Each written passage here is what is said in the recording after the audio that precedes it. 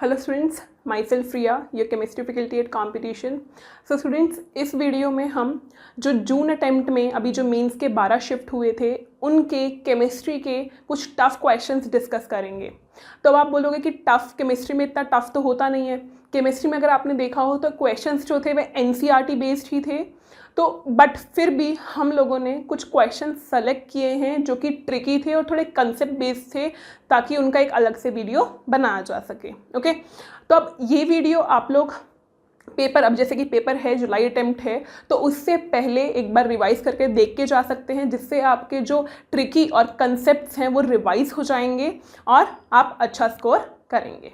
Next question है BF2, BF3, H2O, इन सब में नॉन जीरो डाइपोल मोमेंट। देखो BF2 क्या होता है, सबको आप क्या करो, अकॉर्डिंग टू VSEPR थ्योरी बना लो। ये लीनियर है, इसका डाइपोल मोमेंट इधर होगा, इसका डाइपोल मोमेंट इधर होगा, दोनों का सेम होगा क्योंकि एटम सेम है और दोनों का 180 डिग्री एंगल पे डाइपोल मोमेंट है, तो total net dipole moment is equal to 0।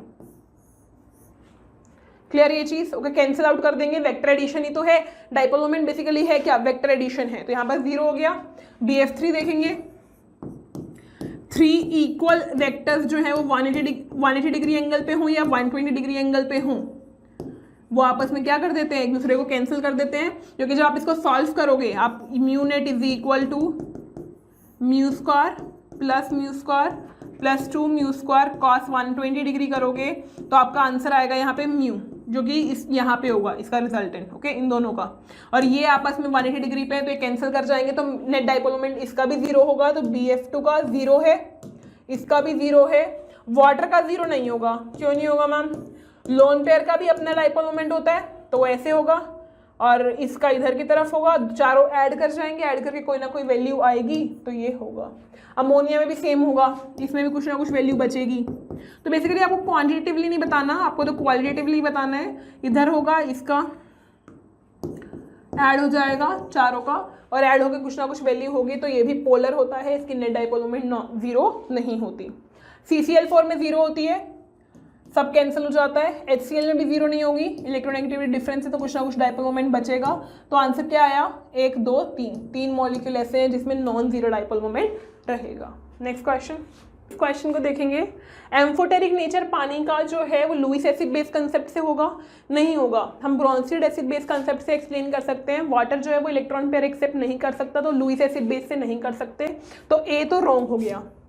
B, water जो है वो एसिड की तरह एक्ट करता है अमोनिया के केस में, बिल्कुल करता है। NH अमोनिया को H+ दे देता है और खुद H+ रिलीज करता है, तो एसिड की तरह काम कर रहा है ये बेस। वाटर जो है वो H2S की तरह साथ बेस की तरह काम करता है। बेस का मतलब क्या है, H+ एक्सेप्ट करना। H2S मोर एसिडिक है देन H2O। कैसे पता चला? जब आप इसका कॉन्जुगेट एनायन बनाओगे SH- और OH-, तो SH- ज़्यादा स्टेबल होता है एज कम्पेयर टू OH-, क्योंकि S जो है वो बड़ा है साइज में, तो उस पर नेगेटिव ज़्यादा स्टेबल होगा, तो ये जो है H एक्सेप्ट कर लेगा, सॉरी ये जो है दे देगा और ये एक्सेप्ट कर लेगा, तो आंसर इज A जो है फॉल्स है और D R ट्रू है, तो D आंसर हो गया। हाँ जी, ये क्वेश्चन देखेंगे, ये अच्छा क्वेश्चन था। इसमें क्या है, फ्लेम कलर। बेसिकली आपको ये एब्जॉर्प्शन नहीं बताना, ठीक है, एमिटेड लाइट की वेवलेंथ बतानी है।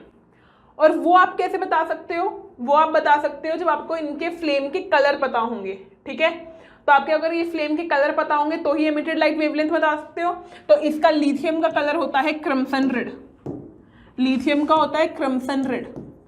ये आपकी एज इट इज एनसीईआरटी में S ब्लॉक एलिमेंट्स में टेबल बनी हुई है, एक फ्लेम कलर के अंडर, फ्लेम कलर की जो हेडिंग है उसके अंदर बनी हुई है ये टेबल, येलो कलर हुआ हुआ इस टेबल में। और उसमें अगर आप देखोगे तो उसमें पूरा एग्जैक्ट आपको हर एलिमेंट का एल्कली मेटल के फ्लेम कलर दिया है और फिर वेवलेंथ दी है, जो कि एग्जैक्ट ये वैल्यूज है।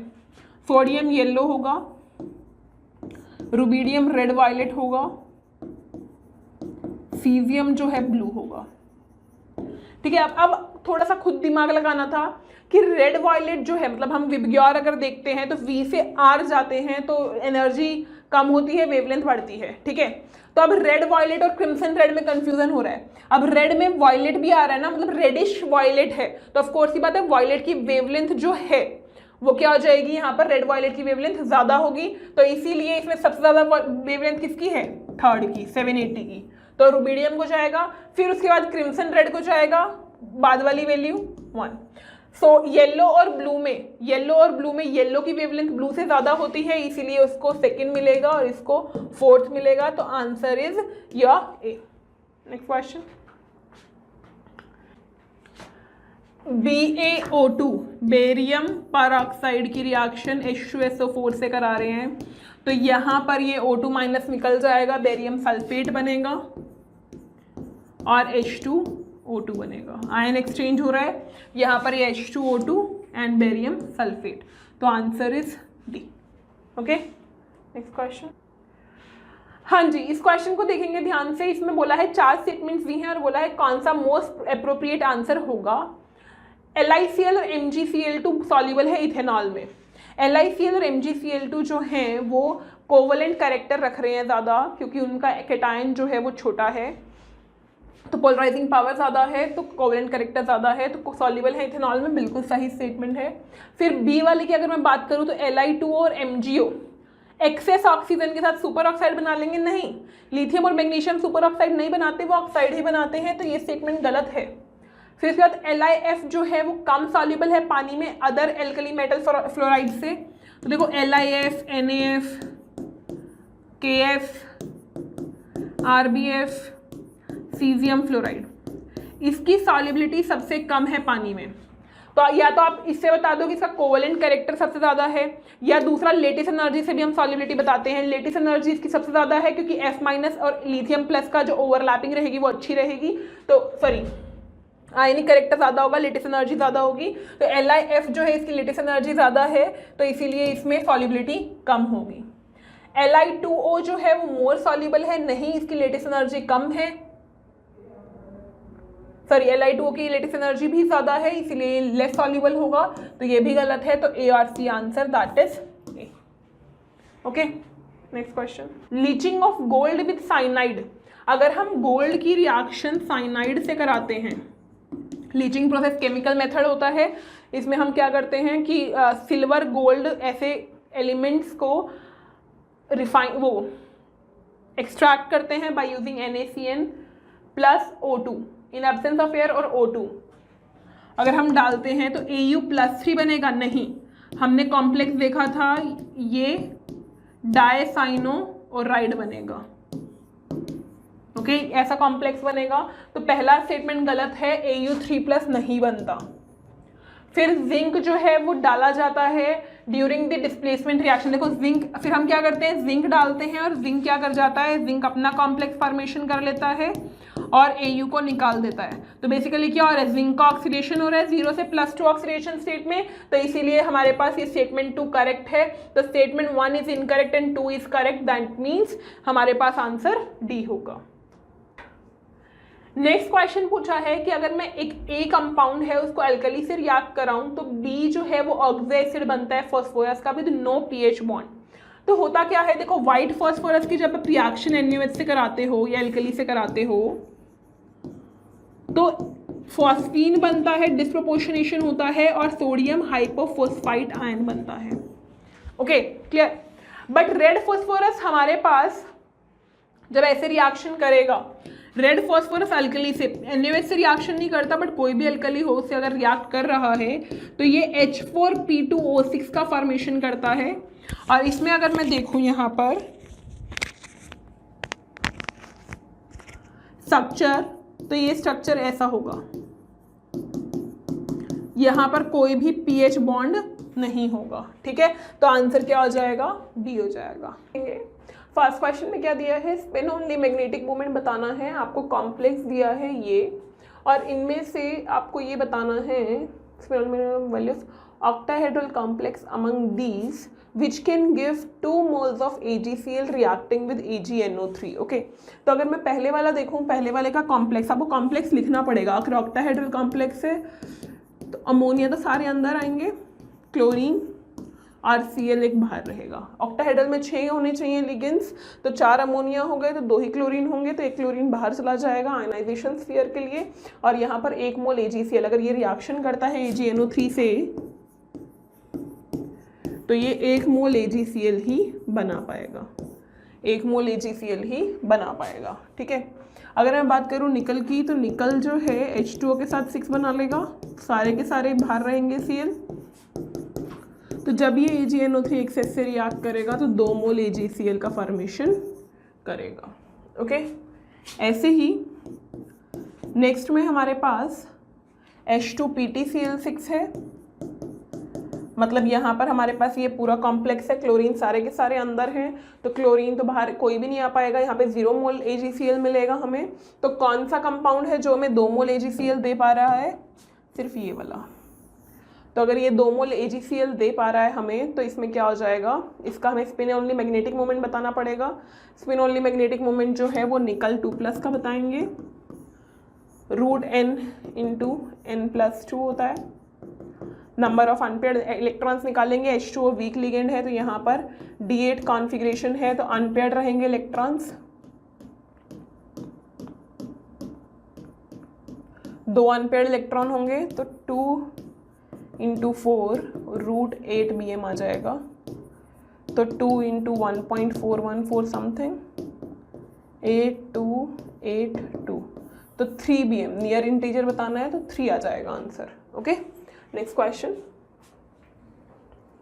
Reaction of this with excess ammonia and in presence of oxygen results into a diamagnetic product. देखो ऑक्सीजन की प्रेजेंस में कोबाल्ट 2+ जो है वो ऑक्सीडाइज कर जाएगा और अमोनिया के साथ कैसा कॉम्प्लेक्स बना लेगा, कोबाल्ट NH3 थ्राइस। ओके, ये बना लेगा जो कि डायामैग्नेटिक है। कैसे है डायामैग्नेटिक? क्योंकि कोबाल्ट 3+ के साथ अमोनिया एक स्ट्रॉन्ग फील्ड की लिगेंड की तरह काम करता है और इसकी कॉन्फ़िगरेशन D6 है, तो सारे के सारे इलेक्ट्रॉन्स जो हैं वो पेयर अप हो जाएंगे। जो आप देखोगे 1 2 3 4 5 इनकी स्प्लिटिंग देखोगे, तो क्योंकि यहाँ पर जो स्प्लिटिंग है वो ज़्यादा है पेयरिंग एनर्जी से, इसलिए यहाँ पे पेयरिंग हो जाएगी क्योंकि अमोनिया स्ट्रॉन्ग फील्ड लिगेंड है। तो 1 2 3 4 5 6, तो T2G में 6 के 6 इलेक्ट्रॉन्स आ जाएंगे, तो आंसर क्या हो जाएगा? 6 आ जाएगा। Next question, arrange the following coordination compounds in increasing order of their magnetic moment. देखो मैग्नेटिक मोमेंट को के ऑर्डर में क्या करना है, हमें अरेंज करना है। मैग्नेटिक मोमेंट किस पे डिपेंड करता है? नंबर ऑफ अनपेयर्ड इलेक्ट्रॉन पे। Mu is equal to √n × n+2। अब n is equal to number of unpaired electrons है, तो नंबर ऑफ अनपेयर्ड इलेक्ट्रॉन्स जितने ज़्यादा होंगे उतना स्पिन मैग्नेटिक मोमेंट ज़्यादा होगा। ओके, तो आप अनपेयर्ड इलेक्ट्रॉन निकाल लो। अगर आपको सिर्फ ऑर्डर में प्लेस करना होता है ना, तो सिर्फ आप n की वैल्यू निकाल के कर सकते हो, ज़रूरी नहीं है म्यू निकालो। ओके, क्यों टाइम वेस्ट करना है हम लोगों को। तो यहाँ पर अगर मैं n की वैल्यू सॉल्व करूँ तो क्या क्या आएगी देखते हैं। ये Fe3+ है, सबसे पहले ऑक्सीडेशन स्टेट निकाल रहे हैं सबकी, Mn+3 में है और यहाँ पर भी Mn+3 में है। यहाँ पर Cl- वीक फील्ड लिगेंड की तरह काम कर रहा है, CN6- स्ट्रॉन्ग फील्ड लिगेंड की तरह, यहाँ स्ट्रॉन्ग फील्ड लिगेंड की तरह और यहाँ वीक फील्ड लिगेंड की तरह F-। ओके, तो अगर मैं बात करूँ Mn3+ की, तो इलेक्ट्रॉनिक कॉन्फ़िगरेशन क्या रहेगी? D5S2 होता है, 3 इलेक्ट्रॉन चलेगा, D4 बचा, यहाँ भी D4, यहाँ D5 और यहाँ भी D5। ओके, अब हमारे पास वीक फील्ड लिगेंड है, अगर ये तो पेयरिंग नहीं करेगा, sp3d2 बनाएगा, आउटर ऑर्बिटल कॉम्प्लेक्स का फॉर्मेशन करेगा। तो अगर ये पेयरिंग नहीं करेगा तो इसमें अनपेयर्ड इलेक्ट्रॉन कितने होंगे? 5 होंगे। ओके, नेक्स्ट जो है, नेक्स्ट में D5 है, नेक्स्ट में अब Cn- जो है वो पेयरिंग कर देगा, Cn- जो है वो पेयरिंग कर देगा क्योंकि वो स्ट्रॉन्ग फील्ड लिगेंड है। तो 1 2 3 4 5 D2sp3 हाइब्रिडाइजेशन होगी, बट एक अनपेयर्ड इलेक्ट्रॉन अभी भी बचा है, तो अनपेयर्ड इलेक्ट्रॉन इज 1। अब Mn3+ में D4 जो है यहाँ पर पेयरिंग हो जाएगी,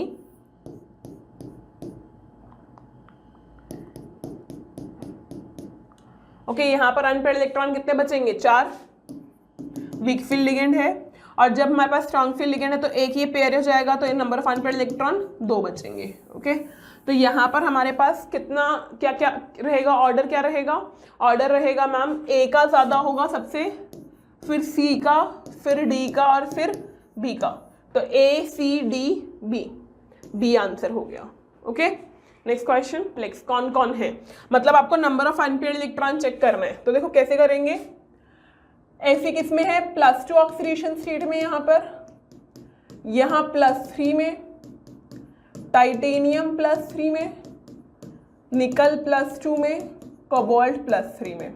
ओके अब स्ट्रॉन्ग फील्ड और वीक फील्ड देख लो, सारे Cn- है तो सारे स्ट्रॉन्ग फील्ड लिगेंड होंगे। ओके अब Fe2+ की कॉन्फ़िगरेशन क्या होगी, D6, और क्योंकि ये स्ट्रॉन्ग फील्ड लिगेंड है तो सबको पेयर कर देगा, तो यहाँ पर कोई भी अनपेयर्ड इलेक्ट्रॉन नहीं बचेगा।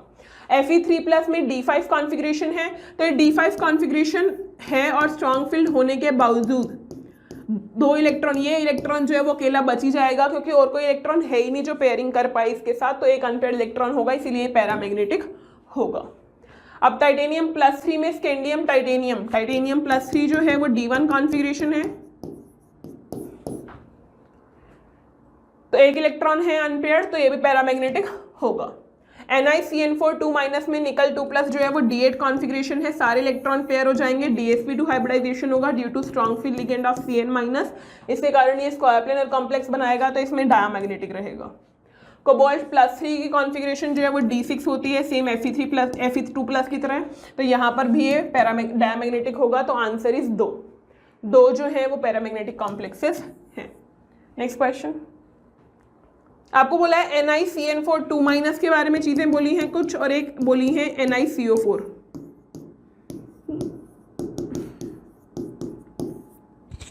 तो देखो हो क्या रहा है, NiCN4 2- जो है वो निकल +2 ऑक्सीडेशन स्टेट में है, निकल +2 ऑक्सीडेशन स्टेट में है, D8 कॉन्फ़िगरेशन है, स्ट्रॉन्ग फील्ड लिगेंड है, तो D8 कॉन्फ़िगरेशन के साथ स्ट्रॉन्ग फील्ड लिगेंड पेयरिंग करके सारे अनपेयर्ड इलेक्ट्रॉन खत्म हो जाएंगे, डायमैग्नेटिक सब्सटेंस बनाएगा, और डायमैग्नेटिक जो बना है ये आउटर ऑर्बिटल कॉम्प्लेक्स बनेगा, square planar complex square planar, outer orbital तो अपना उसके साथ होता है ऑक्टाहेड्रल के साथ, ठीक है। NiCO4 में निकल 0 ऑक्सीडेशन स्टेट में है, तो जो भी D8S2 कॉन्फ़िगरेशन थी वो कन्वर्ट होकर D10 हो जाती है, जब S के इलेक्ट्रॉन्स जो है वो D में गिर जाते हैं, तो D10 कॉन्फ़िगरेशन हो जाएगी। स्ट्रॉन्ग फील्ड लिगेंड है, स्ट्रॉन्ग फील्ड लिगेंड होने के बावजूद भी क्योंकि D में कोई ऑर्बिटल खाली ही नहीं है, तो sp3 हाइब्रिडाइजेशन होगी, टेट्राहेड्रल होगा, डायमैग्नेटिक होगा। अब चेक करो एक बार क्या क्या बोला है पहली स्टेटमेंट में। NiCN4 स्क्वायर प्लेनर है, डायमैग्नेटिक है, DsP2 हाइब्रिडाइजेशन है, NiCO4 जो है वो टेट्राहेड्रल है, बिल्कुल है। क्या पैरामैग्नेटिक है? नहीं है, पैरामैग्नेटिक की जगह डायमैग्नेटिक है, तो ये स्टेटमेंट फॉल्स हो गया सिर्फ इस पॉइंट की वजह से। सब कुछ सही था, बस एक पॉइंट जो है वो पैरामैग्नेटिक की जगह डायमैग्नेटिक लिख देता तो स्टेटमेंट सही हो जाता। तो इसको बहुत ध्यान से पढ़ना था, सारा एक एक पॉइंट को क्लियर करना था। अब नेक्स्ट है NiCl4 जो है NiCO4। NiCl4 को अगर हम कंपेयर करें तो Cl जो है वो वीक फील्ड लिगेंड है, D8 कॉन्फ़िगरेशन है, और वीक फील्ड लिगेंड के साथ D8 कॉन्फ़िगरेशन जो है वो sp3 हाइब्रिडाइजेशन बनाएगा, टेट्राहेड्रल बनाएगा और पैरामैग्नेटिक होगा। 2 अनपेयर्ड इलेक्ट्रॉन बचेंगे इसमें, ठीक है। तो सेम डी इलेक्ट्रॉनिक कॉन्फ़िगरेशन है, बिल्कुल है, सेम ज्योमेट्री है, बिल्कुल है, पैरामैग्नेटिक है। NiCO4 पैरामैग्नेटिक नहीं है, डायमैग्नेटिक है, तो ये स्टेटमेंट भी गलत हो गया एक पॉइंट की वजह से, तो बोथ स्टेटमेंट्स आर फॉल्स। देखो इस क्वेश्चन में अगर हम देखें तो इस क्वेश्चन में क्या हो जाएगा, हमें दिया है कि कॉपर ये H2O4 ट्वाइस इतनी लैम्डा को एब्जॉर्ब करता है, तो ऑक्टाहेड्रल के लिए बताओ। तो देखो ये टेट्राहेड्रल के लिए दिया है एब्जॉर्बिंग एनर्जी की वेवलेंथ, और फिर हमें डेल्टा O के लिए पूछा है, तो delta T as we know is equal to 4/9 delta O, तो हम delta O is equal to 9/4 delta T कर सकते हैं। और delta T basically energy difference ही तो है T2 और E के बीच का, तो वो एनर्जी डिफरेंस जो है हम इस लैम्डा से निकाल सकते हैं। हमें पता है energy is equal to hc/λ होता है, तो यहाँ पर दी भी है value 10⁻34 + 8 divide by lambda is 600 nanometer, nanometer को मीटर में चेंज करेंगे 10⁻⁹। Okay clear. अब इसको 9/4 से मल्टीप्लाई कर दो तो आपके लिए डेल्टा O की वैल्यू आ जाएगी। तो सॉल्व करेंगे, इसे सॉल्व करेंगे तो क्या आएगा देखेंगे। बेसिकली आप क्या कर सकते थे, lambda 1240 divide by lambda nanometer is into 1.6 × 10⁻⁻19 भी कर सकते थे, into 9 divide by 600 divide by 4, तो आ रहा है आंसर 0.0765। ओके ये कितना हो जाएगा 10 की पावर -17 है ना। तो हमें कितना -21 दिया हुआ है ना, तो 765, तो आंसर 765 कुछ आ जाएगा जूल के लिए। ठीक है, नेक्स्ट क्वेश्चन में आपको क्या दिया है, 4 कॉम्प्लेक्स दिए हैं और उनकी हाइब्रिडाइजेशन आपको मैच करनी है। तो देखो बेसिकली सारा अगर कोऑर्डिनेशन देखा जाए तो ये इसी चीज़ पे डिपेंड करता है कि आपको ये पता होना चाहिए कि कौन सा लिगेंड वीक फील्ड की तरह काम करेगा किस मेटल के साथ और स्ट्रॉन्ग फील्ड की लिगेंड की तरह काम करेगा कब। ओके, अगर आपको ये चीज़ पता है तो आप निकाल लोगे आंसर्स। जैसे पहला दिया है PtCl4 2-, तो मुझे समझ आ रहा है टेट्राहेड्रल है, टेट्राहेड्रल के लिए 2 चीज़ें हो सकती हैं, sp3 हो सकता है, DsP2 हो सकता है। प्लैटिनम जो है +2 ऑक्सीडेशन स्टेट में है, यहाँ पर प्लैटिनम +2 ऑक्सीडेशन स्टेट में अगर है यहाँ पर, तो कॉन्फ़िगरेशन क्या रहेगी, जो निकल वाली रहती है वही रहेगी D8 कॉन्फ़िगरेशन। और क्योंकि नीचे जो 5D वाले एलिमेंट्स होते हैं उनके लिए सारे लिगेंड स्ट्रॉन्ग फील्ड की तरह काम करते हैं, तो क्लोरीन स्ट्रॉन्ग फील्ड की तरह काम करेगा, जिसका ये मतलब है कि ये सबको क्या कर देगा, पेयर्ड अप कर देगा।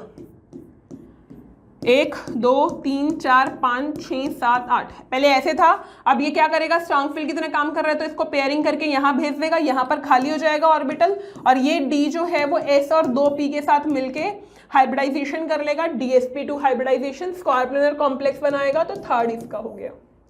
BrF5 का आप डायरेक्ट बता सकते हो, इसका स्टेरिक नंबर कितना हो जाएगा, 6 स्टेरिक नंबर होता है, आप इसका स्टेरिक नंबर काउंट कर लो। केमिकल बॉन्डिंग का है ये, ब्रोमीन का 7 इलेक्ट्रॉन वैलेंस, sp3d2, तो कितना हो गया sp3d2 4th। ओके, PCl5 का स्टेरिक नंबर 5 होता है, sp3d हो जाएगा, तो फर्स्ट हो गया। कोबाल्ट +3 ऑक्सीडेशन स्टेट के में ammonia as a strong field ligand काम करेगा, तो ये सारे के सारे इलेक्ट्रॉन्स को पेयर अप करा देगा, और आपके पास 2D जो है वो अंदर वाले खाली बचेंगे, एक S और 3P मिलके D2sp3 हाइब्रिडाइजेशन करेंगे, तो 2 इसका आएगा, तो 3 4 1 2, तो B आंसर हो गया। The presence of weaker pi bond make alkyne less stable then alkenes.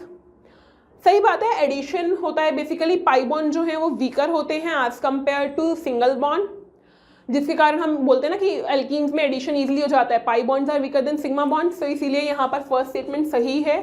Second statement, strength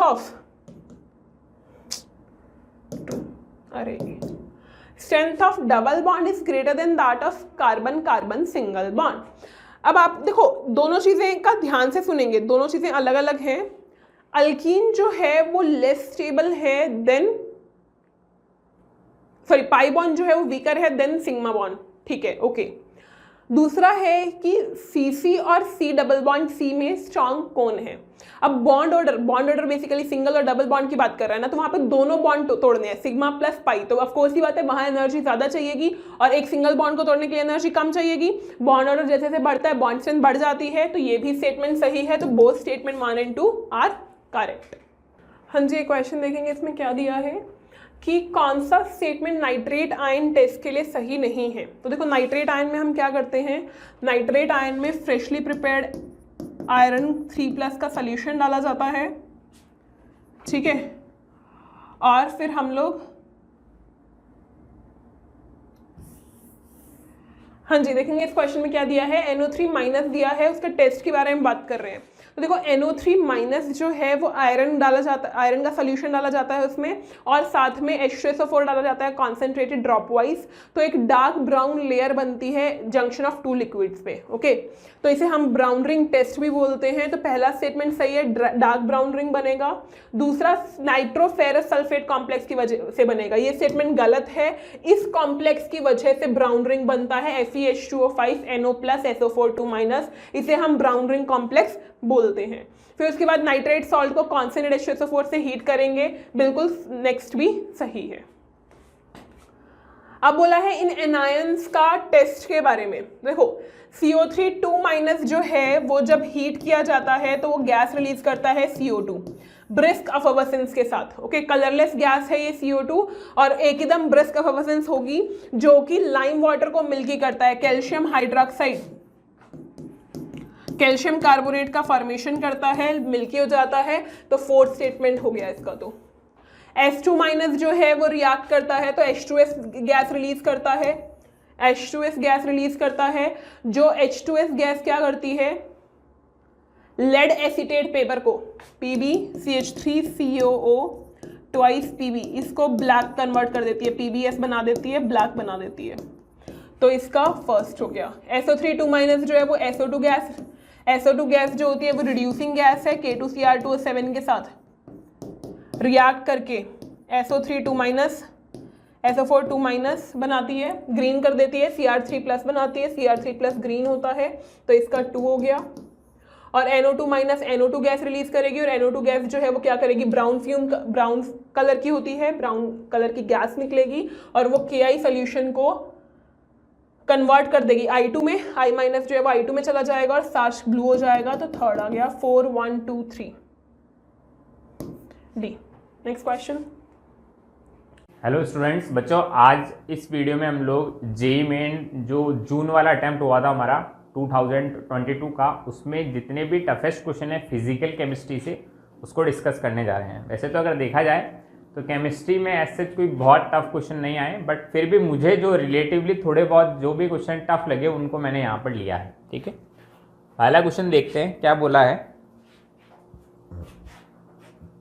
N evacuated glass vessel जिसका वेट दे रखा है 40 ग्राम व्हेन एम्प्टी। ठीक है, एक ग्लास वेसल है जिसका वेट है 40 ग्राम जब ये खाली होता है तब। 135 gram when filled with a liquid of density this. तो जो वेट ऑफ लिक्विड है वो कितना है, वेट ऑफ लिक्विड है 135 माइनस 40 मतलब 95 ग्राम। ठीक है, डेंसिटी दे रखी है लिक्विड की, density of liquid is given which is 0.95 ग्राम पर ml। तो यहां से हम बोलेंगे कि जो डेंसिटी होती है वो होती है m/v, वेट बाय वॉल्यूम। तो वॉल्यूम क्या होगा, वॉल्यूम होगा वेट बाय डेंसिटी m/d। तो वॉल्यूम ऑफ लिक्विड आ जाएगा यहां से कितना, 100 ml। ठीक है, and 40.5 gram when filled with an ideal gas at this pressure and this temperature the molar mass of the gas is. देखो इसका वेट 40 ग्राम है और 40.5 ग्राम हो जाता है जब इसमें गैस फिल कर दी। तो जो गैस फिल करी उसका वेट कितना है, 0.5 ग्राम। ठीक है, अब हमें इस इंफॉर्मेशन के हेल्प से इसका वॉल्यूम पता करना था। इसमें जो लिक्विड भरा था, अब देखो हमें ये मानना ही पड़ेगा कि लिक्विड ऊपर तक भरा था, क्योंकि अगर वो नहीं मानेंगे तो फिर क्वेश्चन आगे सॉल्व नहीं होगा। तो हमें यहाँ से वॉल्यूम निकालिए लिक्विड का कितना है 100 ml, और वही वॉल्यूम इस कंटेनर का होगा कि हमने ऐसा माना कि ऊपर तक इसमें लिक्विड भर दिया। अगर ऐसा नहीं मानेंगे तो क्वेश्चन में और कोई इन्फॉर्मेशन गिवन नहीं है तो क्वेश्चन सॉल्व नहीं होगा। तो यहाँ से जो कंटेनर का वॉल्यूम आया है वो आ गया है 100 ml मतलब 0.1 लीटर। अब PV is equal to nRT apply करें। PV is equal to nRT, pressure है 0.82, वॉल्यूम है 0.1 लीटर, मोल क्या है ग्राम में weight upon molar mass, R कितना है दे रखा है 0.082 इंटू टेम्परेचर इज 250 केल्विन। तो देखो ये 10 टाइम्स कैंसिल हो गया। ठीक है, यहां से ये तो 1 हो गया है ना, कैंसिल हो गया, दोनों 1 हो गए। तो m कितना आया, m आया 0.5 इंटू 250 मतलब ये आ गया 25 इंटू 5 125 कोई ऑप्शन है, हाँ है डी ऑप्शन। तो हम बोलेंगे डी हमारा आंसर आ जाएगा। हो सकता है बहुत सारे बच्चे ऐसे बोले कि यार ये तो इजी सवाल था, बट मैंने सभी बच्चों के मतलब दिमाग के स्तर को या सभी बच्चों के अकॉर्डिंग सोचते हुए मैंने इस क्वेश्चन को टफ की कैटेगरी में रखा है। ठीक है, नेक्स्ट क्वेश्चन। ये क्वेश्चन टफ तो नहीं है बट कैलकुलेटिव है, इसलिए मैंने इसको टफ की कैटेगरी में डाल दिया है। क्या बोला है कि ऐसा ऐसा कुछ हो रहा है, रिएक्शन है, डिग्री ऑफ डिसोसिएशन और कांस्टेंट दे रखा है और इक्विलिब्रियम प्रेशर दे रखा है। तो इन तीनों के बीच में रिलेशन हमें बताना है। तो देखो क्या होगा, जैसे रिएक्शन दे रखी है A gas gives B gas plus half C gas. ठीक है। मान लो स्टार्टिंग में इसका प्रेशर P डैश था, है ना, इनके 0 0 थे, सारे ही गैस हैं, P dash 1 minus alpha P alpha by 2। Total pressure equilibrium पर कितना होगा वो P दे रखा और वो इन तीनों के सम के इक्वल होगा, तीनों का सम करेंगे तो क्या आएगा, ये P डैश होगा ना, P dash 1 plus alpha by 2। तो यहाँ से P डैश की वैल्यू आ गई P upon 1 plus alpha by 2। तो P डैश की जगह ये वैल्यूज पुट कर दे बस यहाँ पर, ठीक है। अब K क्या होगा, K होगा partial pressure of B into partial pressure of C का root divided by partial pressure of A। Partial pressure of B क्या होगा, this into alpha P alpha upon 1 plus alpha by 2। ये कितना होगा, P alpha upon twice into 1 plus alpha by 2 इस overall की power half divided by, ये होगा यहां पे रखेंगे P 1 minus alpha upon P 1 plus alpha by 2। ये हो गया। अब इसको सॉल्व करना है, देखो कैसे करेंगे, इससे तो ये कैंसिल आउट हो गया, ठीक है। चलिए अब यहां पर क्या बचा है, इसको मैं ऊपर लिख लेता हूं एक बार। यहां पर बचा है देखो P की पावर हाफ इंटू अल्फा की पावर हाफ डिवाइडेड बाय √2, इसको नीचे भी लिख सकते हैं, √2 इंटू 1 प्लस अल्फा बाय 2 की power half into 1 minus alpha, यही बचा है। अब यहां से क्या करें, अच्छा ये बाहर एक अल्फा और था, ये तो मैं भूल ही गया, तो ये अल्फा और ये अल्फा की पावर हाफ कितना हो गया, अल्फा की पावर 3/2, ठीक है।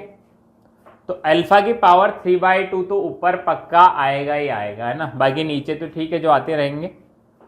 अब यहां से देखो अगर √2 एलसीएम लूँगा तो बाहर √2 आ जाएगा क्योंकि पावर हाफ है, तो यहां पर लिख देंगे 2 अपॉन, ये मिटा के लिख देता हूँ, इसको अगर सॉल्व करेंगे इसको हाफ में, तो ये लिखेंगे 2 प्लस अल्फा और नीचे √2 के फॉर्म में इसको बाहर लिख दिया तो कैंसिल आउट हो जाएगा, है ना।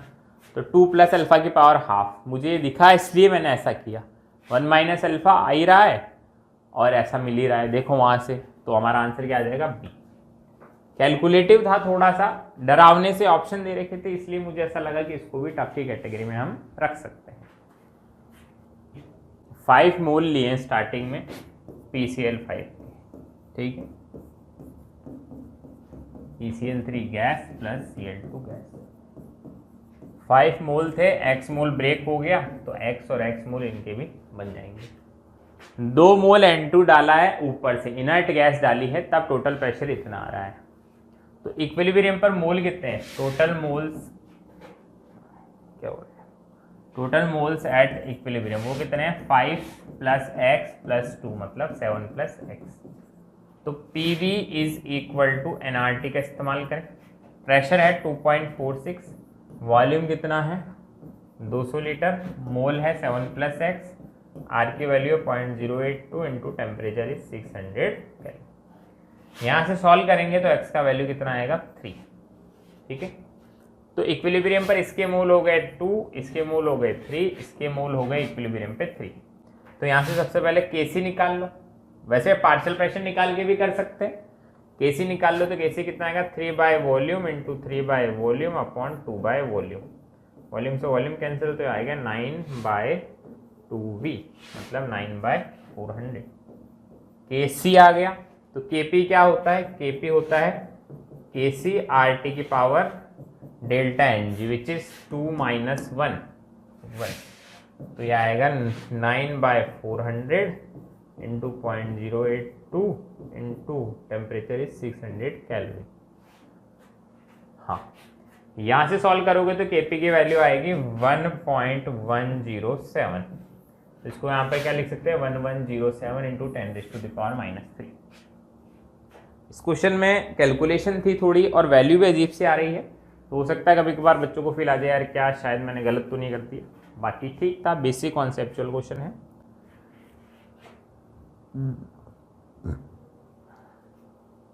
नेक्स्ट क्या बोला है, 2.2 gram of nitrous oxide gas is cooled at a constant temperature of this from this to this. तो डेल्टा टी कितना है, वो है 270 माइनस 310 मतलब -40।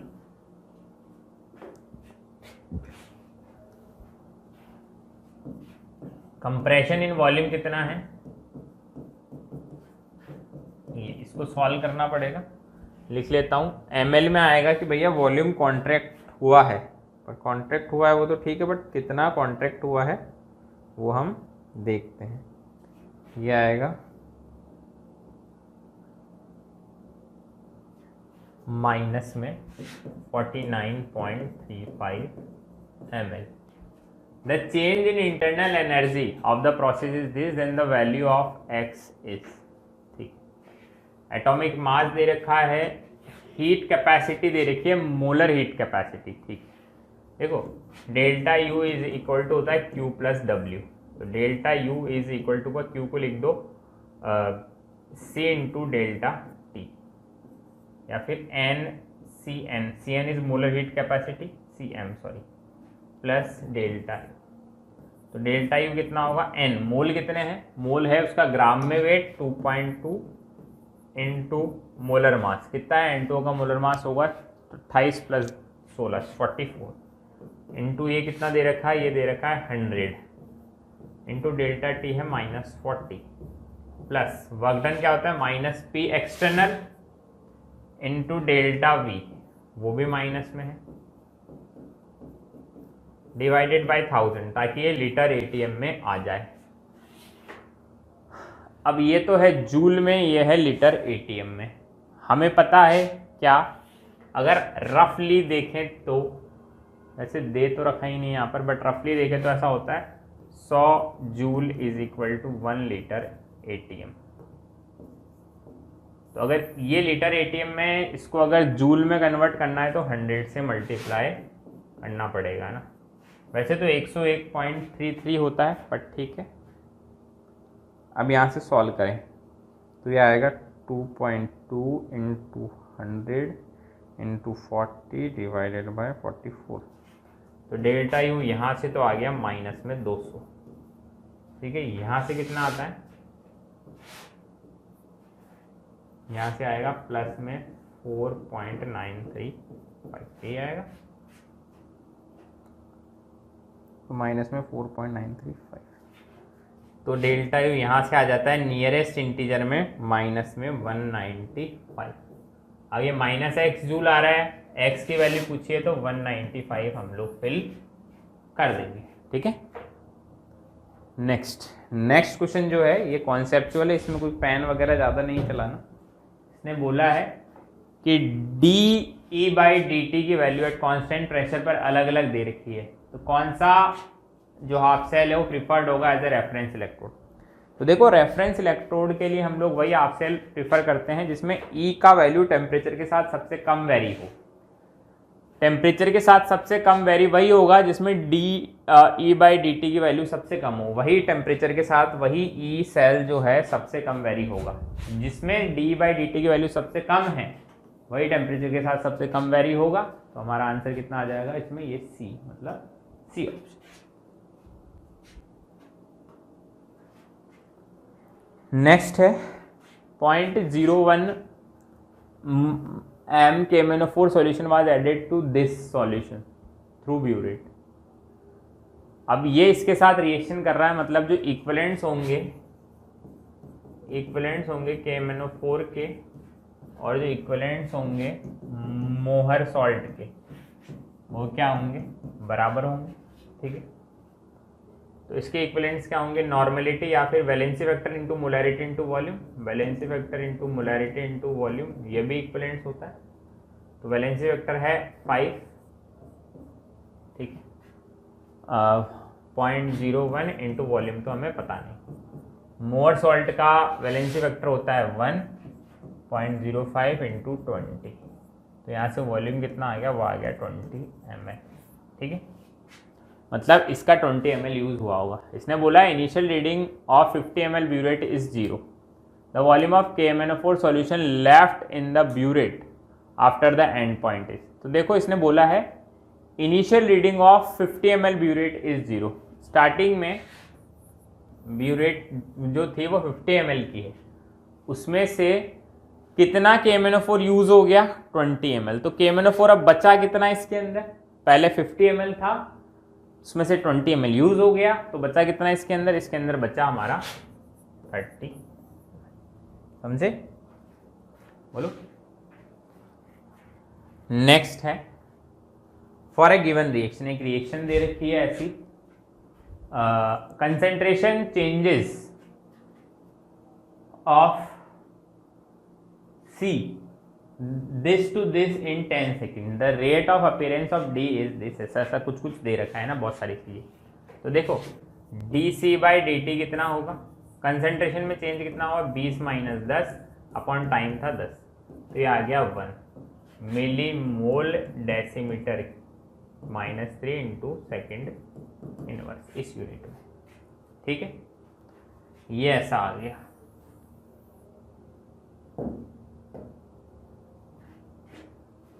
Rate of appearance of D is 1.5 times the rate of disappearance of B. Rate of appearance of D is 1.5 times of rate of appearance of B. B की 1.5 times है, ठीक है, which is twice of rate of disappearance of A। जो B है वो twice है rate of disappearance of A, इसकी twice है। ठीक है, the rate of appearance of D has been experimentally determined is this. ठीक है, therefore the rate of reaction is, देखो अब इसको थोड़ा सा अलग वे में लिखें तो क्या लिख सकते हैं, D/dt 1/3 is equal to -12 dB/dt। और यहां से इसको यहां नीचे लिख सकते हैं, तो -12 dB/dt किसके इक्वल हो गया, -dA/dt के इक्वल हो गया। ठीक है, ये तीनों चीजें हमने लिख दी, ऐसा लिख सकते हैं। तो यहां से जो इक्वेशन बनी A + B gives C + D, इसका कोएफिशिएंट क्या लिख सकते हैं, इसका तो 3 और B का 2 और A का 1। यहाँ पर जो कोफिशिएंट होते हैं वही तो नीचे आते हैं, ये लिख दिया। अब C के कोफिशिएंट पर थोड़ा सा संशय है। क्या बोला है कि rate of disappearance of D has been determined which is 9। इसकी 9 है और इसकी 1 होती है। इसकी जब 1 होती है, जो कि 1 हमने निकाली थी, तो इसकी होती है 9, मतलब इसकी वैल्यू से 9 गुना ज्यादा है। अगर इसकी वैल्यू 3 है तो इससे 9 गुना ज्यादा कैसे होगा ये, जब ये इसका क्या कर दें 1/3, तो 9 गुना ज्यादा हो गई ना, 1/3 कर दिया। तो या फिर इस रिएक्शन को और अलग से लिखना है तो क्या लिख दे, 3A + 6B gives C + 9D।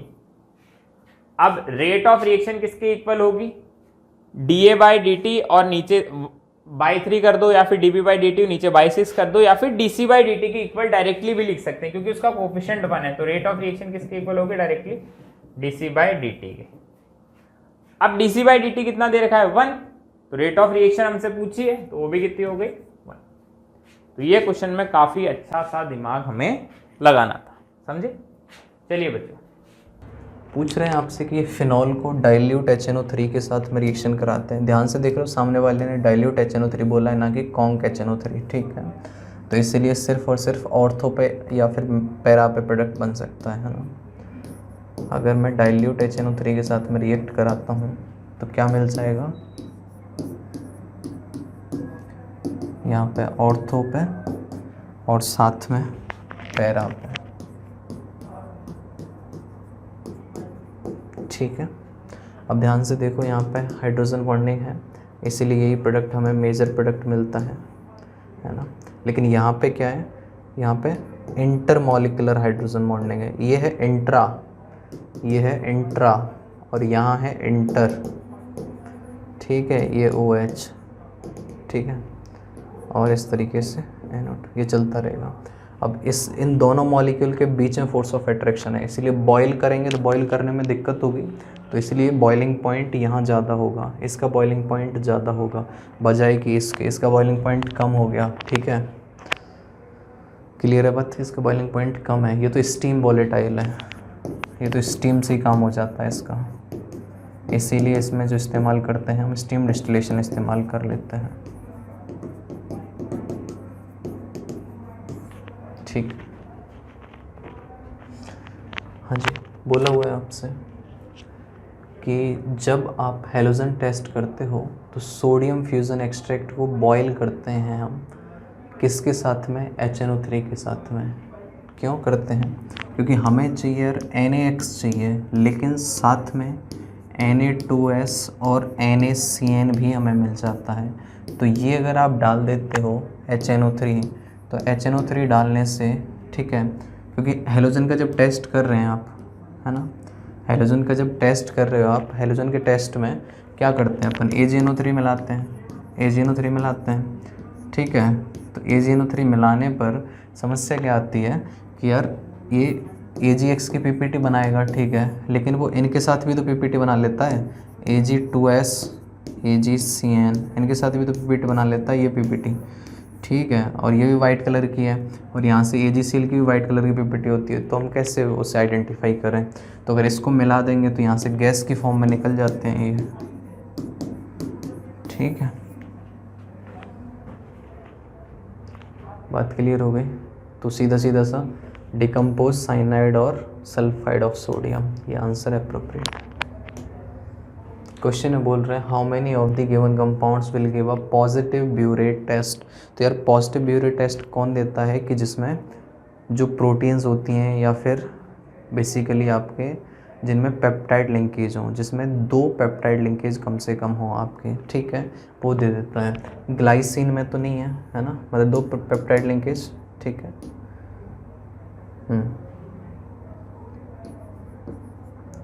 बात क्लियर हो गई। तो ये होना चाहिए यार, है ना, C और N का जो लिंकेज है ये आपका होना चाहिए। ये मौजूद होगा, वो टेस्ट दे देगा, और ऐसे 2 लिंकेज होने चाहिए। ग्लाइसिल ये किस किस से मिलके बना हुआ है, ग्लाइसिन से और एलेनिन से। यहाँ भी 2 नहीं है, एक ही है यहाँ पे, तो ये भी नहीं देगा। ठीक है, ये नहीं देगा, ये नहीं देगा। ट्राईपेप्टाइड में 2 CONH लिंकेज आपको मिल जाएंगे, है ना, 2 CONH लिंकेज मिल जाएंगे, तो ये दे देगा। ब्यूरेट क्या कंपाउंड होता है, ब्यूरेट होता है आपका NH2CONH CONH2, तो 2 CONH लिंकेज हैं, तो ये दे देगा। ठीक है, ये दे देगा। क्वेश्चन में आपसे बोला हुआ है which of the following technique is not used, नहीं इस्तेमाल कर सकते आप to spot components of mixture separated on thin layer chromatographic plate. यार इसको शॉर्ट में हम बोलते हैं TLC, ठीक है, थिन लेयर क्रोमेटोग्राफी।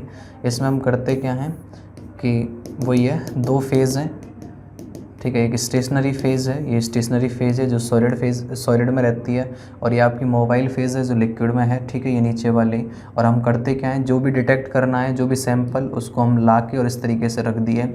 अब एडजॉर्प्शन क्रोमेटोग्राफी पे काम करती है, मतलब इसमें जो भी चीज़ें ऐसी होंगी जिनकी एफिनिटी टुवार्ड्स सॉलिड फेज़ होगी वो तो यहीं रह जाएंगी, और लेकिन दूसरी जिनकी टुवार्ड्स लिक्विड फेज़ होगी एफिनिटी, वो धीरे धीरे ऊपर जाती जाएंगी। इस प्रिंसिपल पे काम करती है ये। ठीक है, तो यहाँ पे अगर डिटेक्शन करना है, डिटेक्शन करने के लिए स्प्रे मार के आप देख लो, अलग अलग कलर आपको ऑब्जर्व हो जाएंगे। इस सॉलिड पे स्पॉट ही तो बनेंगे अलग अलग। ठीक है, तो वहाँ से पता चल जाएगा, UV लाइट से पता चल जाएगा, I2 से पता चल जाएगा।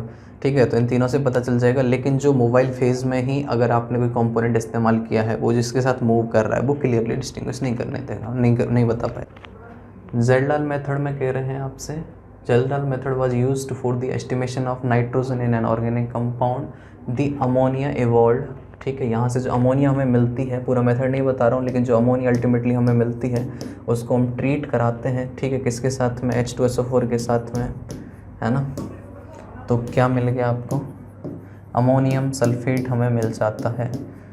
ठीक है, ये नॉर्मल केस में एक्सेस में लिया जाता है, है ना, तो हम बता देते हैं कि यार ये कुछ इसके साथ में खर्च हो गया और कुछ बच गया, तो डिफरेंस को हम इक्वल कर देते हैं। लेकिन यहाँ पे सामने वाले ने बोला है कि ऑफ द कंपाउंड न्यूट्रलाइज्ड इतना सॉल्यूशन, तो मतलब ये कम्प्लीटली रिएक्ट कर रहा है, ठीक है, ये कम्प्लीटली रिएक्ट कर रहा है इसके साथ में। तो यहाँ से अगर मैं मोल्स ऑफ H2SO4 की बात करता हूँ तो यहाँ से मोल्स ऑफ H2SO4 कितने आ गए सर? हाँ जी, 12.5 मिलीमोल। तो अमोनिया के मोल कितने आ जाएंगे? मोल्स ऑफ अमोनिया कितने आ जाएंगे सर? 25 मिलीमोल्स, ठीक है। अब एक बात बताओ, मैं कह सकता हूँ ना यार कि 14 ग्राम नाइट्रोजन है कितने में? 17 ग्राम NH3 में, ठीक है। तो यहाँ से मोल्स ऑफ NH3 इतने हैं, तो यहाँ से मास ऑफ NH3 आ गया। मास ऑफ NH3 कितना आ गया? 25 × 17, है ना, मिलीग्राम, ठीक है, क्लियर है। तो लेकिन हमें कितने में बताना है? हमें बताना है उतने में, ठीक है। तो मतलब ये तो बताना था percentage of nitrogen in the compound, हमें कितने में बताना है? इतने में। तो 14/17 × 25 × 17 10⁻⁻3, ठीक है, आ जाए, क्लियर है।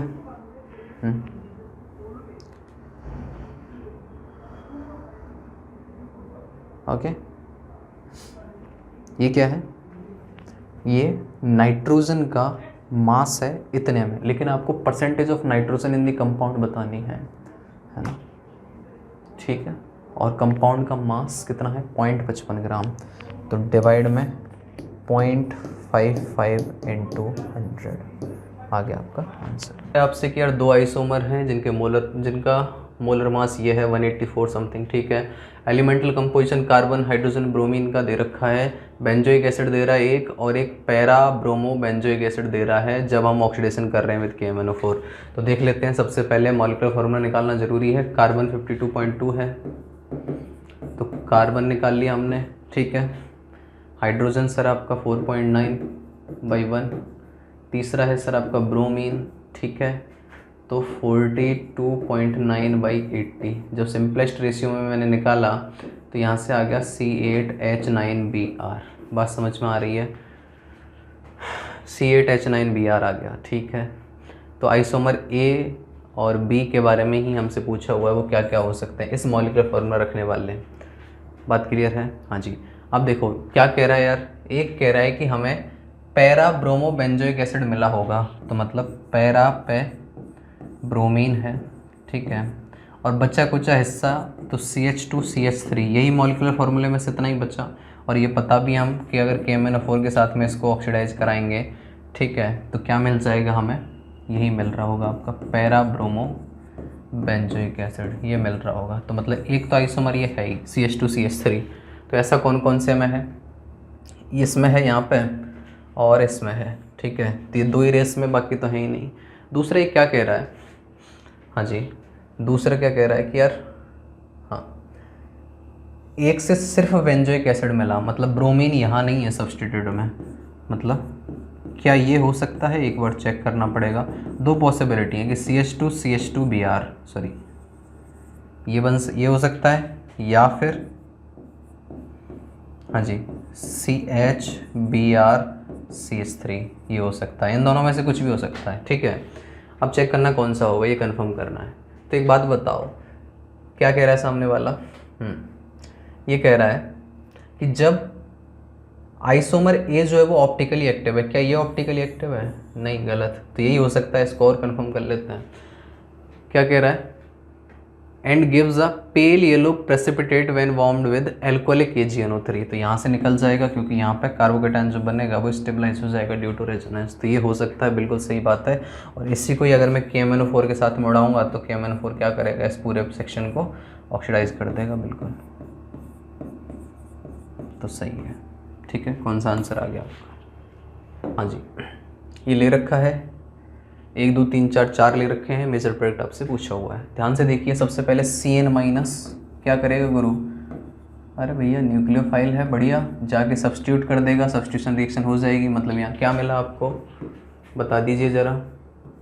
हाँ जी, OCH3, ठीक है, यहाँ पे CN मिला। अब दूसरा क्या कह रहा है, OH माइनस। OH माइनस क्या है, एक बेस है, बढ़िया, ठीक है। बेस क्या फील आ रही, क्या कर रहा होगा बेस, यार एसिड बेस रिएक्शन कर सकता है, उसके अलावा और कोई पॉसिबिलिटी लग नहीं रही। देखो यहाँ कुछ रिएक्शन करेगा नहीं, यहाँ कुछ रिएक्शन करेगा नहीं बेस, है ना। तो यहाँ से अगर मैं एक H+ निकाल दूँ, ठीक है, क्योंकि यहाँ पर बनने वाले नेगेटिव को स्टेबलाइज करने के लिए इलेक्ट्रॉन विड्रॉइंग ग्रुप है अच्छा खासा, ये रिएक्शन हो गई। अब फिर क्या कह रहा है, साइक्लोहेक्सेनॉन, क्योंकि सामने जो प्रोडक्ट बना रखे हैं उनसे भी एक आइडिया लग सकता है, ठीक है, कि अल्टीमेटली जो प्रोडक्ट बना रखे हैं उनमें साइक्लोहेक्सेनॉन पे अटैक हो रहा है। बात समझ में आ रही है ना, साइक्लोहेक्सेनॉन पे अटैक हो रहा है। तो इसीलिए मेरे को ये फीलिंग भी आई और मैंने ये कॉमन सेंस भी लगाया, ठीक है। तो साइक्लोहेक्सेनॉन पे एज अ न्यूक्लियोफाइल जाकर अटैक करेगा गुरु, कर दिया इसने अटैक। तो क्या मिला, सीधा मैं जोड़ के दिखा दूँ, यहाँ पर अटैक कर दिया, तो इसलिए क्या मिला हमें बताइए ज़रा। ये तो जैसा है वैसे ही रह गया, OCH3, हाँ जी, ये CN तो जैसा है वैसा ही।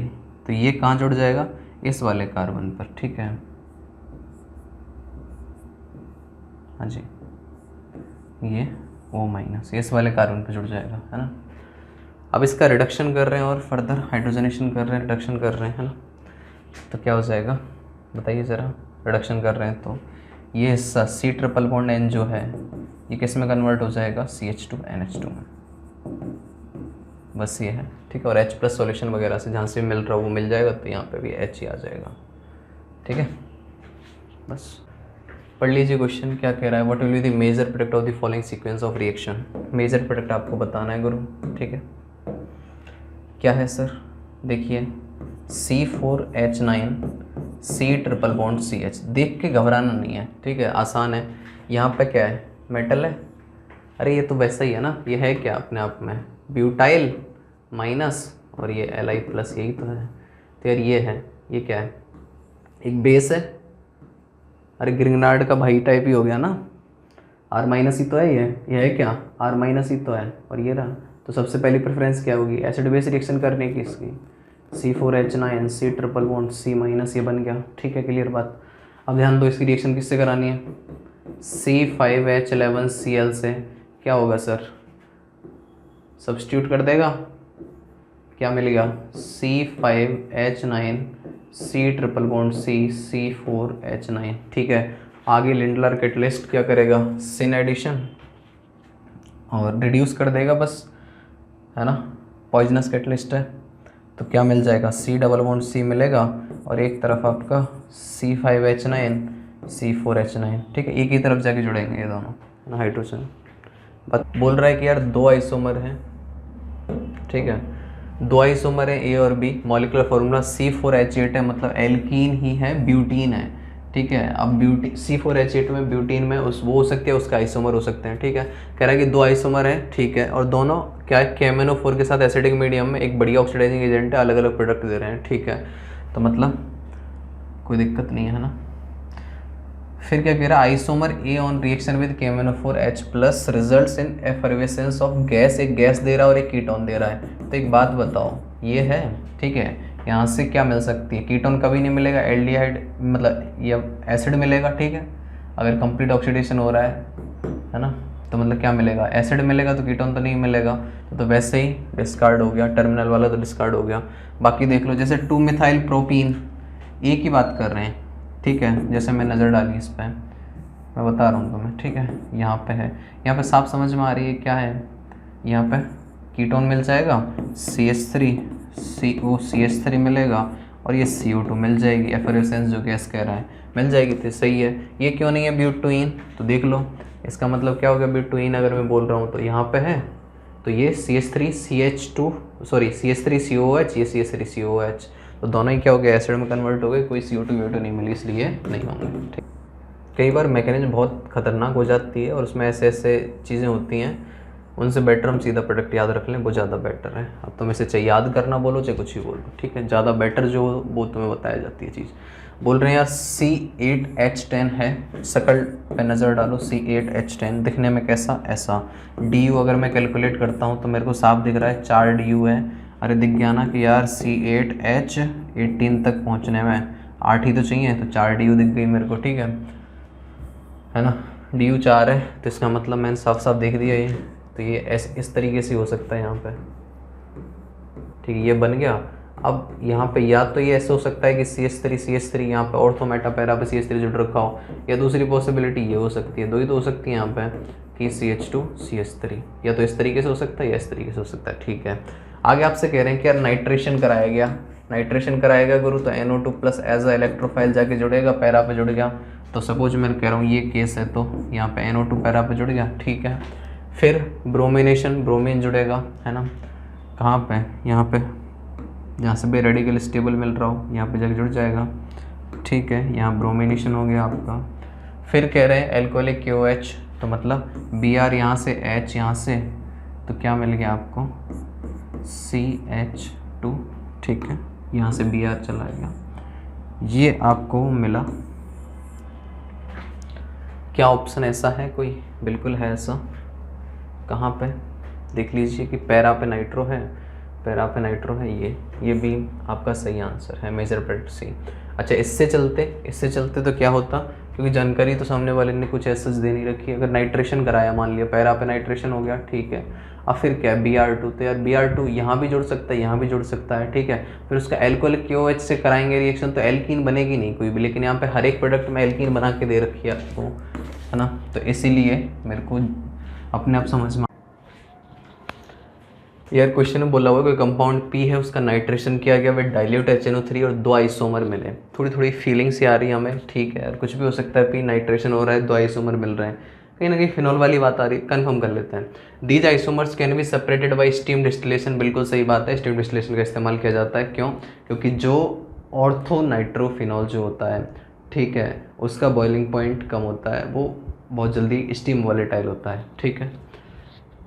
और उनमें क्या है, ये बोल भी रहा है, देख लो कि पहले वाले में इंट्रा है, दूसरे वाले में इंटर है, हाइड्रोजन बॉन्डिंग, है ना। और कंपाउंड P जो फिनॉल है, उसकी रिएक्शन अगर कराई कंसंट्रेटेड HNO3 से, तो एक येलो कंपाउंड मिलता है, एक स्ट्रॉन्ग एसिड, कौन सा, 2,4,6 ट्राइनाइट्रोफिनॉल, पिक्रिक एसिड जैसे कहते हैं, उसी की बात कर रहा है। उसी में ही नंबर ऑफ ऑक्सीजन एटम्स पूछ रहा है हमसे, ठीक है। तो पिक्रिक एसिड, इसमें क्या मिल जाएगा बताइए, फिनॉल है, अगर डाइल्यूट HNO3 रिएक्शन कराते हो आप तो क्या मिल जाएगा आपको, हाँ जी, यहाँ पे हाइड्रोजन बॉन्डिंग है, इंट्रा, ठीक है, ये मेजर है, और ये कैसा है आपका, स्टीम वॉलेटाइल है ना। दूसरा लगे हाथ इसमें कौन बनता है, जो कि मेजर प्रोडक्ट नहीं है आपका, पैरा पे, लेकिन इसका बॉइलिंग पॉइंट ज़्यादा है क्योंकि इसमें इंटर मॉलिक्यूलर हाइड्रोजन बॉन्डिंग है, ठीक है।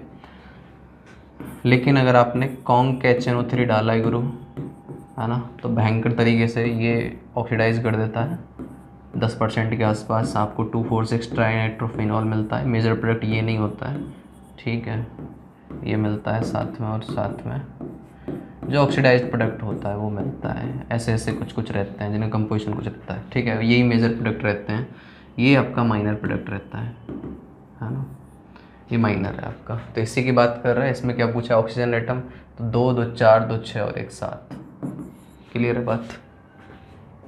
फॉलोइंग रिएक्शन में क्या बनेगा, मेजर प्रोडक्ट की बात कर लेते हैं गुरु, ध्यान से देखिए, हाँ जी, ये है यार, जो एफिनिटी है H+ की सबसे ज़्यादा किसकी तरफ होगी, जहाँ इलेक्ट्रॉन मिल जाए, मतलब एल्कीन के पास सबसे ज़्यादा प्रायोरिटी में ये रहेगा, ठीक है, और ये रहेगा, तो बिल्कुल सही बात है।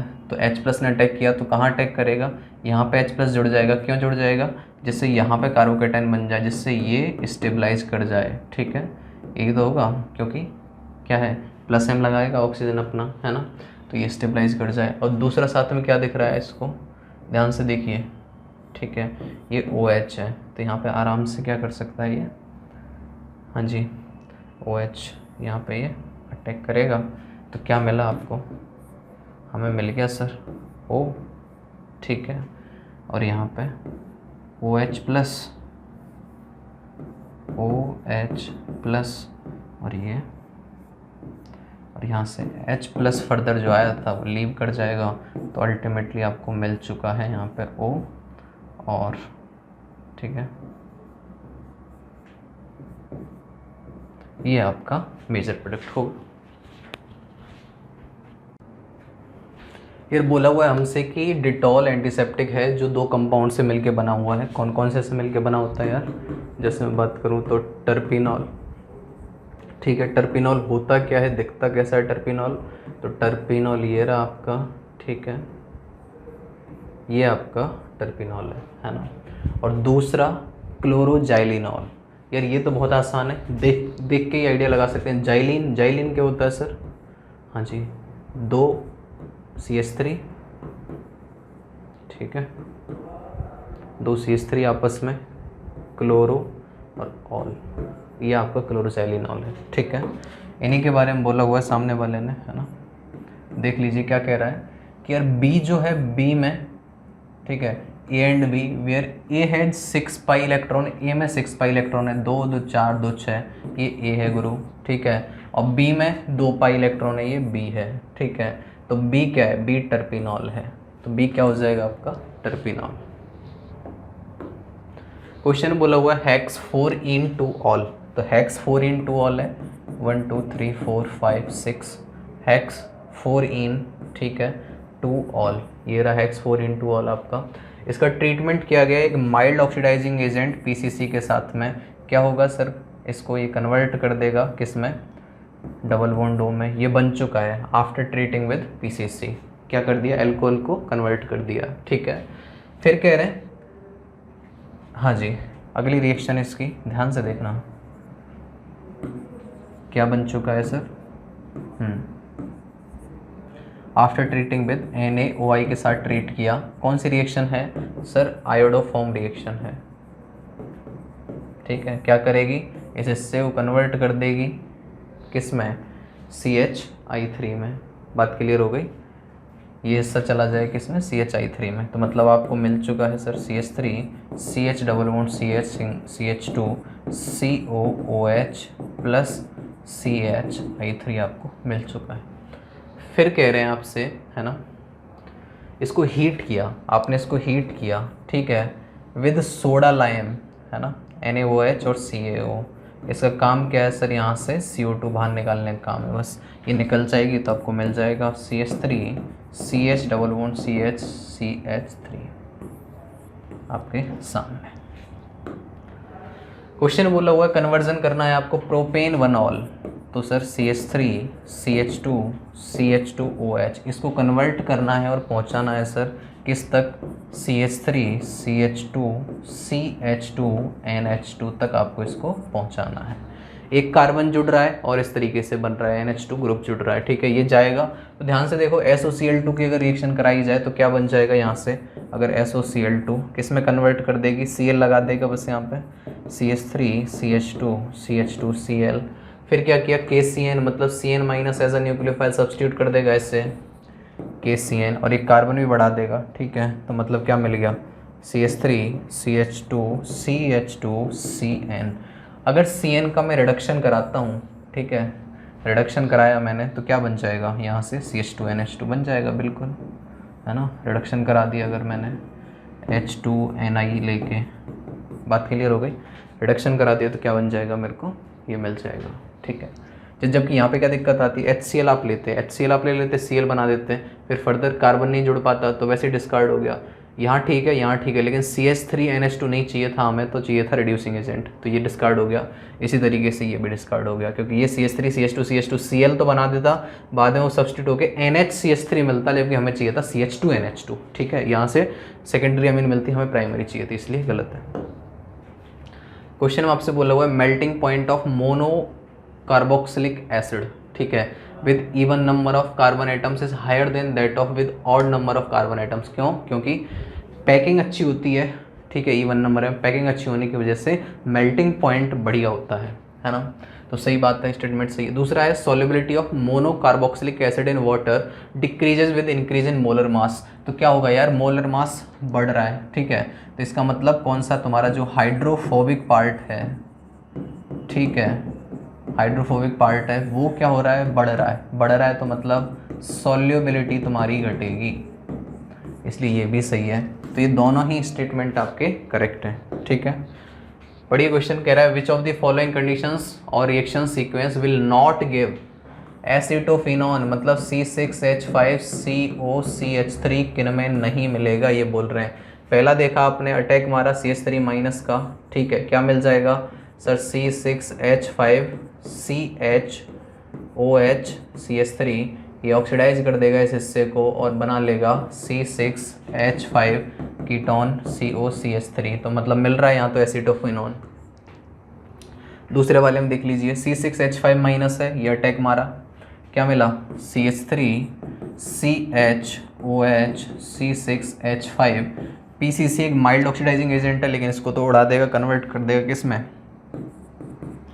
इस ग्रुप को कीटोनिक ग्रुप में, मतलब CH3CO C6H5 कन्वर्ट हो चुका है आपका, ठीक है। यहाँ देखिए CH3 माइनस अटैक मारा, क्या बनाया C6H5 COCH3, फिर अटैक मार देगा क्योंकि 2 CH3 हैं, ठीक है, फिर क्या मिल जाएगा CH3 माइनस ने जब यहाँ पर अटैक मारा क्या मिलेगा आपको C6H5 COH CH3, ठीक है, मतलब यहाँ पे नहीं मिल रहा है आपको एसिटोफिनॉन। यहाँ देख लीजिए CH3 माइनस अटैक मारा, Cl को लीव करा दिया, CH3 माइनस ने अटैक मारा ना यहाँ पे, तो जब ये वापस बैक अटैक मारेगा Cl लीव कर जाएगा तो क्या जुड़ जाएगा यहाँ पे, हाँ जी CH3 जुड़ चुका होगा, तो C6H5 COCH3, तो यहाँ भी आपको मिल जा रहा है, ठीक है, इसका कोई सेंस नहीं, ठीक है, मतलब यहाँ कोई रिएक्शन नहीं है, तो अल्टीमेटली प्रोडक्ट आपको जो मिला है ये एसिटोफिनॉन मिल गया। तो यहाँ भी मिल रहा है, यहाँ भी मिल रहा है, सिर्फ एकलौता जहाँ पे नहीं मिल रहा है वो ये है। बोला हुआ है decarboxylation of all 6 possible forms of di ammonium, ये डाई अमीनो बेंजोइक एसिड। तो यार देखो है ना, डाई अमीनो बेंजोइक एसिड कौन कौन से हो सकते हैं, बेंजोइक एसिड मैंने दिखा दिया COOH। अब देखो NH2 आजू बाजू हो सकते हैं इसी तरीके से। अब सिर्फ पोजीशन से खेलना है मेरे को इसकी से, ये जस्ट बाजू में था, अब मैंने क्या किया सर, ये यहाँ हो सकता है NH2, ठीक है, एक सर यहाँ था और दूसरी पोजीशन पे भी पहुँच सकता है, कोई दिक्कत नहीं है इसमें से, है ना, ये NH2 है, यहाँ की बजाय यहाँ हो सकता है NH2, ठीक है, बढ़िया एकदम। और तो अगर यहाँ आएगा, यहाँ भी तो आ सकता है, ठीक है, COOH, यहाँ NH2, यहाँ NH2, क्लियर है, सब अलग अलग हैं जितने भी चारों मैंने बनाए। अब अगर NH2 की पोजीशन पहली यहाँ रखी, पहली की बजाय मैं यहाँ से शुरू कर लूँ, तो मैं तो बना रहा हूँ ना पॉसिबल कौन कौन से हैं, COOH है ना, यहाँ की बजाय मैं यहाँ से शुरू कर रहा हूँ NH2, तो जस्ट बाजू में लगा दूँ एक, तो यहाँ लग सकता है NH2, क्योंकि सबके नेम चेक कर लेना, सबके नेम अलग अलग हैं, ठीक है, ये वाला हमने कहीं नहीं लिया अभी तक, ठीक है। और दूसरा एक ये भी तो हो सकता है COOH, यहाँ NH2, यहाँ NH2, ये भी हमने कहीं नहीं लिया है ना, ठीक है, क्लियर हो गए सारे के सारे, है ना। बाकी अगर तुम इसको अगर यहाँ लगाओगे, एक नया बनाने की कोशिश करोगे, तो वो सेम वही हो जाएगा जो तुम्हारा कौन सा है, ये वाला, ठीक है, क्योंकि तुम सोचो कि सर NH2 को यहाँ भी लगा सकते हैं, नहीं लगा सकते, यहाँ पे लगाने के बाद वो सेम हो जाएंगे। तो यही 6 डिस्टिंक्ट पॉसिबल स्ट्रक्चर हैं, ठीक है। अब क्या कह रहा है यार कि अगर इसका डिकार्बोक्सिलेशन किया गया है ना, तो क्या मिला है हमें कि 2 जो एसिड हैं, सॉरी हाँ, जो 3 एसिड हैं वो A दे रहे हैं, 3 कौन कौन से A दे रहे हैं वो देख लो कि यार डिकार्बोक्सिलेशन करने के बाद में 3 सेम कौन कौन से बन रहे हैं। जैसे मैं इसको नंबरिंग देता हूँ, ये 1 है, ये 2 है, ये 3 है, ये 4 है, ये 5 है आपका, और ये 6 है, ठीक है। तो नज़र डालो यार, है ना, कि आजू बाजू NH2, यहाँ पे आजू बाजू NH2 है, आजू बाजू NH2, और कहीं पे आजू बाजू NH2 है, नहीं है, ठीक है। तो ये दोनों एक जैसे हो गए, 1n5 ये बी टाइप के हो गए, मतलब n का डिकार्बोक्सिलेशन करने के बाद में आजू बाजू NH2 के प्रोडक्ट मिल जाएंगे, ये बी टाइप हो गया, ठीक है। अब बीच में एक कार्बन है, ठीक है, यहाँ से NH2, ठीक है, यहाँ बीच में एक कार्बन है, यहाँ से NH2, यहाँ बीच में एक कार्बन है। तो 2 4 6 जो है, 2 4 और 6 ये तीन ऐसे हैं, ठीक है, ये लिखा हुआ है ना, 3 एसिड्स गिव अ प्रोडक्ट ए, तो 3 क्या दे रहे हैं, ए प्रोडक्ट दे रहे हैं। यहाँ से बी मिल रहा है, यहाँ से ए मिल रहा है, और कौन सा बच गया आपका 3 नंबर वाला, ठीक है, ये अकेला है। इससे कौन सा मिला आपको कि यार पैरा अमीनो एनिलीन, ठीक है, NH2, ये आपको मिल चुका है।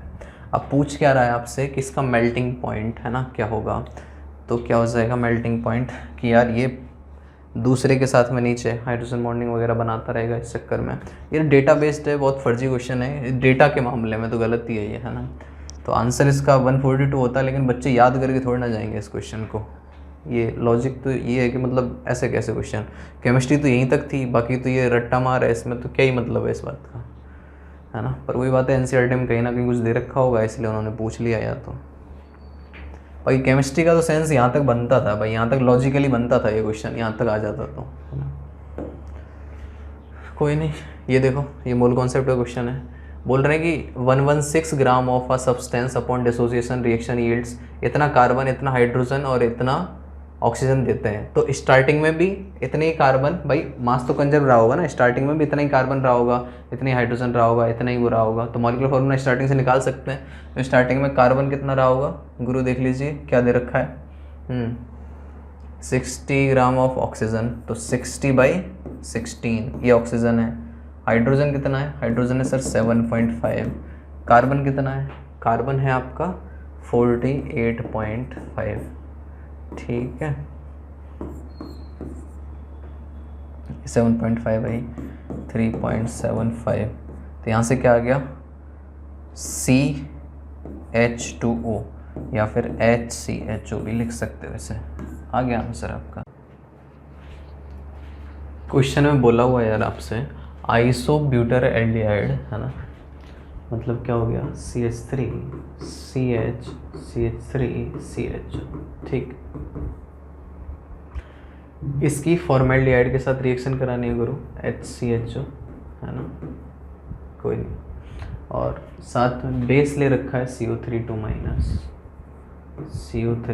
2- बेस ले रखा है। बेस क्या करेगा यार, उखाड़ा H+ यहाँ से, ये बन गया आपका CH3, ठीक है, एसिड बेस रिएक्शन हुई, CH3 यहाँ -CHO।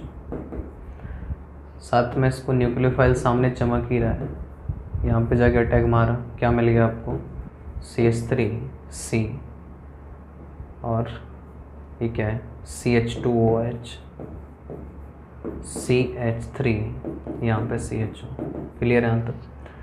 फिर कह रहे हैं आपसे कि यार ये जो रिएक्ट कर रहा है KCN के साथ में, है ना, KCN के साथ में, तो CN- क्या है आपका, CN- है क्या, CN- न्यूक्लियोफाइल है गुरु, न्यूक्लियोफाइल, ठीक है। कहाँ अटैक करेगा, न्यूक्लियोफिलिक साइट पे जाके अटैक करेगा। न्यूक्लियोफिलिक साइट कौन सी है, ये रही आपकी। तो क्या मिल जाएगा आपको, यहाँ से मिल जाएगा आपको CH3 C CH3 CH2OH, यहाँ पर हाँ जी CHOH CN, ठीक है। इसका आप हाइड्रोलाइसिस कर लो ऐसे, ठीक है। क्या मिल जाएगा आपको हाइड्रोलाइसिस से, CH3 C CH3 CH2OH CHOH COOH, ये मिल जाएगा, ठीक है। क्लियर है बात यहाँ तक, है ना। अब क्या है, बस हल्का सा, मतलब कहीं भी इसमें अब देखो, और पूछा क्या है आपसे, यहाँ पे हाइड्रोलाइसिस तो था ही, और हाइड्रोलाइसिस हुआ है तो बेसिकली कुछ एसिडिक मीडियम रहा होगा, H+ हल्का फुल्का भी रहा होगा ना, उतने से काम हो जाता है। होता क्या है, एस्ट्रिफिकेशन होता है। यहाँ पे यहाँ से OH गया, यहाँ से H गया, ये जुड़ गए सीधे सीधे, मतलब क्या मिला आपको, CH3 C कंडीशन है भाई इसलिए जुड़ गए, है ना। CH2 और यहाँ पे OCO, ठीक है, ये जिससे जुड़ रहा है CHOH, ये जुड़ गया आपका, खत्म, है ना। हल्का फुल्का सा भी जो वाटर से भी इतना सा एसिडिक मीडियम मिल जाए ना, थोड़ा BH+ डाइल्यूट चाहिए, ठीक है, तो इतने से काम हो जाता है, एस्ट्रिफिकेशन हो जाता है, और है ना रिंग विंग बन रही है स्टेबल, तो हो जाता है काम, ठीक है। अगला क्वेश्चन देख लीजिए, ये थोड़ा सा अलग है, इसमें क्या है ध्यान से देखेंगे तो हम इसे CH3 होल थ्राइस, ये माइनस, ये है, ठीक है, मतलब R- है एक तरीके से, है ना, ये है क्योंकि Li+ है, मेटल है, RMgX जैसे रहता है ना उसी तरीके से। हुआ क्या, इसको पहले चमका, बेस है बहुत बेहतरीन, थोड़ा सा भी एसिडिक H+ निकला, इसको निपटा दिया, और दूसरा यहाँ से जो Br+ है, Br+ की डेफिशिएंसी यहाँ के कंपैरेटिवली ज़्यादा इलेक्ट्रॉन सप्लाई करके इसको भी निपटा देता है, ठीक है। तो यहाँ आपको अल्टीमेटली देखने को मिल जाता है, यहाँ तो कुछ नहीं है यार ये, है ना,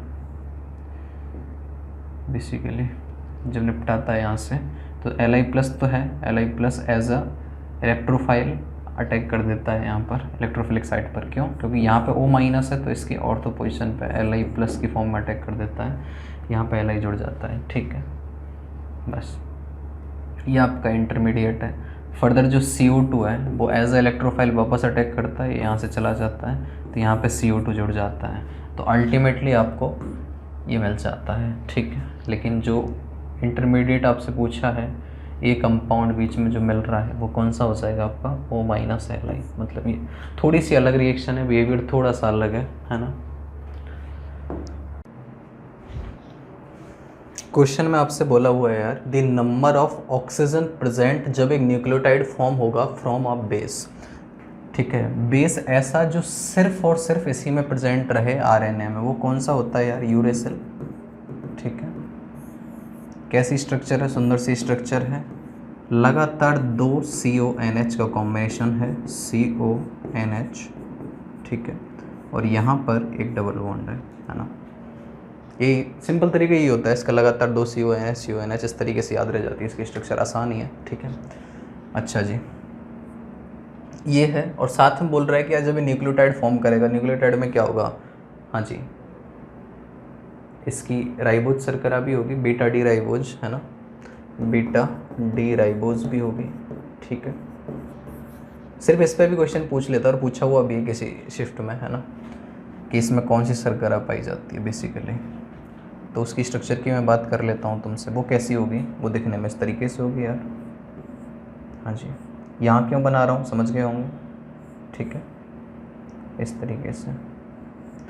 यहाँ पे गुरु यहाँ पे OH है आपका, ये H, OH, H, H, OH, यहाँ पर CH2OH, ये H, ठीक है, और यहाँ पे हाँ जी O-, O-, और ये OH यहाँ से गायब, ठीक है। मैं सीधा लिंकेज ही दिखा देता हूँ तुम्हें किस तरीके से लिंकेज है, ये रहा तुम्हारा, और यहाँ से भी HOH ये गायब, तो अल्टीमेटली फाइनली न्यूक्लियोटाइड का फॉर्मेशन तुम्हारे सामने है, ठीक है ना। ये रहा यार, ये डायरेक्ट ऐसे, ये बीच में अगर हम ऐसे दिखाएंगे ना, समझ गए ना तुम, ये नाइट्रोजन जो है सीधा यहीं जुड़ा हुआ है इस तरीके से, क्लियर है। HOH यहाँ से गए ना, तो ये पूछा क्या है तुमसे, जो न्यूक्लियोटाइड का फॉर्मेशन हुआ है उसमें नंबर ऑफ ऑक्सीजन पूछे हैं तुमसे, तो सर 1 है, 2 है, 3 है, 4, 5, 6, 7, 8, 9, तो 9 आंसर होना चाहिए, ठीक है। मैच करना है,